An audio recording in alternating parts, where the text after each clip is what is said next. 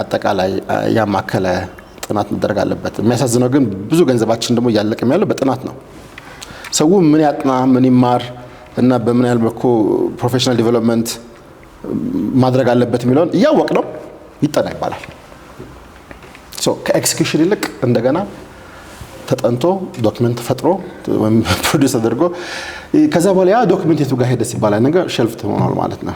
ከዚህ በፊት አንተም እኔም ፕሮዲዩስ ያደረግነው ይሄ ቲዮሬቲካል ዶክመንት ኦፍ ዘ ሃይ ስታንዳርድ ነገር ተብሎ ለኢምፕሊሜንቴሽን ሳይቀርብ ነገር ሴልፍ ሼልፍ የሆነ ነገር አለ።